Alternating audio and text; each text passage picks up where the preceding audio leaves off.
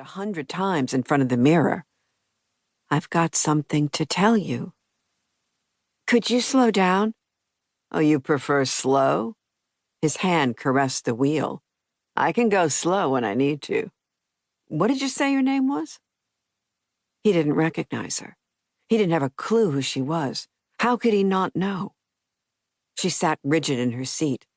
Was she really that forgettable and unimportant?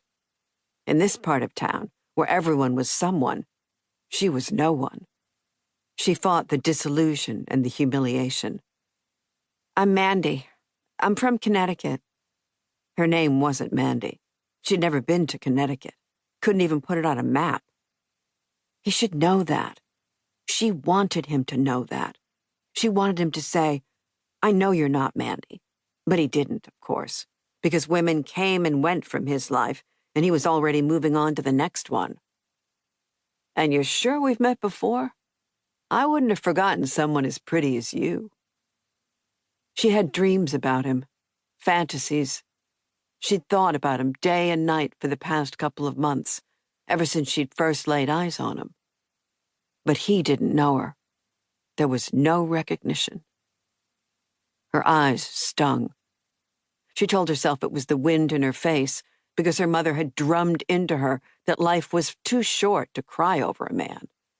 She wouldn't be here at all, except that she felt alone and scared and needed to do something to help herself. She was afraid she couldn't do this on her own, and he had to take some responsibility, surely. He shouldn't be allowed to just walk away. That wasn't right. Like it or not, they were bonded. "We've met." She rested her hand on her abdomen, blinked away the tears. The time to wish she'd been more careful was long gone. She had to look forward, had to do the right thing, but it wasn't easy. Her body told her that she was an adult, but inside, she felt like the child who had wobbled on that bike with her ponytail flying. He glanced at her again, curious. "Now I think about it, you do look familiar. Can't place you, though. Don't be offended." He gave her another flash of those perfect white teeth. "I meet a lot of women." She knew that. She knew his reputation, and yet still she was here. What did that say about her? She should have more pride, but pride and desperation didn't fit comfortably together. "I'm not offended." Under the fear, she was furious and fiercely determined. She wasn't going to let this guy ruin her life. That wasn't going to happen. They were climbing now, climbing, the road winding upward into the hills, while the city lay beneath them like a glittering carpet. She felt like Peter Pan, flying over rooftops. Should she tell him now? Was this a good moment? Her heart started to pound, heavy beats thudding a warning against her ribs. She hadn't thought he'd bring her somewhere this remote. She shouldn't have climbed into his car. Another bad decision to add to the one she'd already made. The longer she waited to tell him, the farther they were from civilization and people. People who could help her. But who would help her? Who was there? She had no one. Just herself. Which was why she was here now, doing what needed to be done, regardless of the consequences.